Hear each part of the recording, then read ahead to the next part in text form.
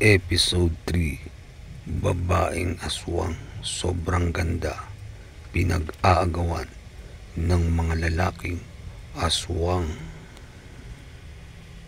Matapos mapuksa ni Maristela ang matandang anino, pansamantalang bumalik ang katahimikan sa kagubatan.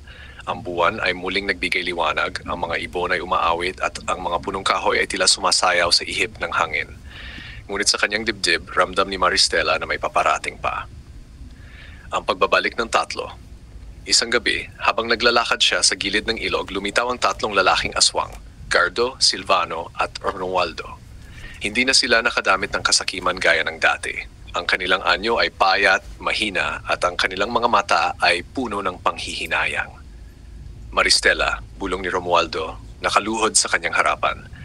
Patawarin mo kami. Ang aming kasakiman ang nagtulak sa amin upang sumunod sa matandang anino. Ngunit nang makita namin ang iyong liwanag, doon namin napagtanto na kami nagkamali. Si Silvano naman ay yumuko, hawak ang kanyang dibdib. Hindi kami nararapat sa iyong awa, ngunit sana'y bigyan mo kami ng pagkakataong itama ang aming mga nagawa. At si Gardo, na dati palaging galit at mabagsik, ay tumingin kay Maristela na may lungkot. Kung nais mo, kami aalis na at hindi na babalik. Ngunit kung handa mong tanggapin, nais naming maging kakampi mo. Ang bagong banta. Habang nagsasalita ang tatlo, isang malamig na hangin ang dumaan. Sa gitna ng dilim, may mga mata na kumikislap, hindi lang isa, kundi 12 dosenang pares ng mata. Lumabas mula sa kagubatan ang mga nilalang na hindi pa nakikita ni Maristela. Mahahabang nilalang na parang pinaghalong tao at hayop, may mahahabang sungay at balat na tila bato. Ang kanilang mga tinig ay parang alulong. Ang matandang anino ay wala na, ngunit kami, ang kanyang mga anak, ay narito upang ipagpatuloy ang kanyang layunin. Ang lupa ay yumanig sa bigat ng kanilang pagdating. Ang kagubatan ay muling natakpan ng dilim. Ang pagsasama si Maristela ay tumingin sa tatlong lalaking aswang. Noon ay kalaban niya, ngunit ngayong gabi, tila sila lamang ang kanyang maasahan. Kung tunay ang inyong sinasabi, wika ni Maristela, kung nais niyong itama ang inyong kasalanan, ito na ang pagkakataon. Sama-sama tayong lalaban. Nagkatinginan sina Gardo, Silvano at Romualdo at sabay-sabay silang tumango. Ngayong gabi, hindi ka nag-iisa. Ang simula ng mas malaking labanan. At doon, muling sumiklab ang liwanag mula kay Maristela, kasabay ng pagbangon ng tatlong aswang na ngayoy handang lumaban sa kanyang tabi. Ang kanilang dating kapangyarihan ay muling nagising, ngunit ngayon ay hindi na para sa kasakiman, kundi upang ipagtanggol ang kagubatan laban sa mga nilalang ng kadiliman. Ang mga anak ng matandang anino ay sumugod at ang lupa ay yumanig sa tindi ng labanan. Ngunit sa kabila ng lahat, ang puso ni Maristela ay matatag, sapagkat ngayong gabi, hindi na siya nag-iisa. Ang kagubatan ay naging larangan ng labanan. Ang liwanag ni Maristela ay sumalubong sa dilim ng mga anak ng matandang anino at sa tabi niya, nakatayo sina Gardo, Silvano at Romualdo, ngayon hindi na kalaban, kundi kakampi. Ang unang pagsasanib ng lakas. Si Maristela ay tumayo sa gitna, itinataas ang kanyang mga palad at bumuo ng liwanag na parang bilog na kalasag. Sa tabi niya, ang tatlong aswang ay nagbigay ng kanilang lakas. Si Gardo na ngayon ay pinagsamang bilis at lakas ay naglunsad ng mabilis na atake upang harangan ang mga halimaw.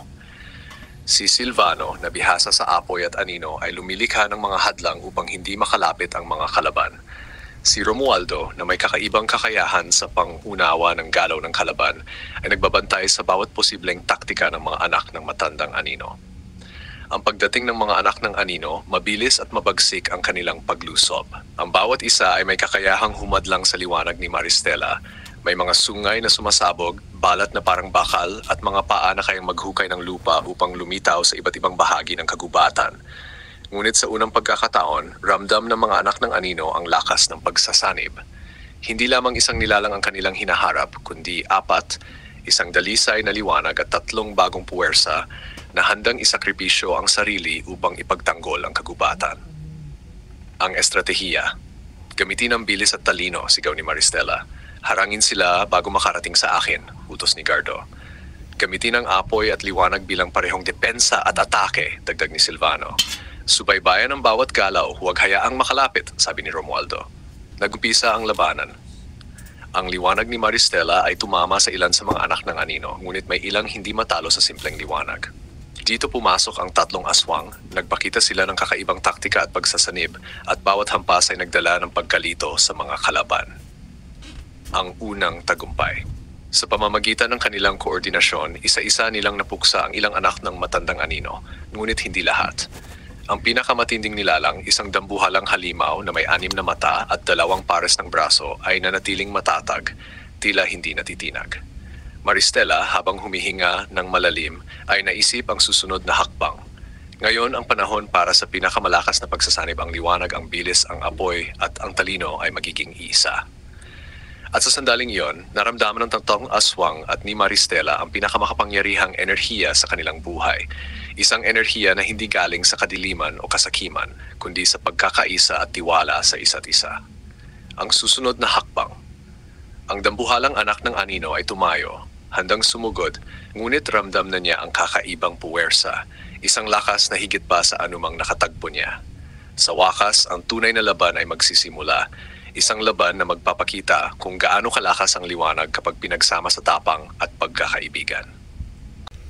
Abangan ang episode 4 dito lang sa KLTV Kwentong Kababalaghan.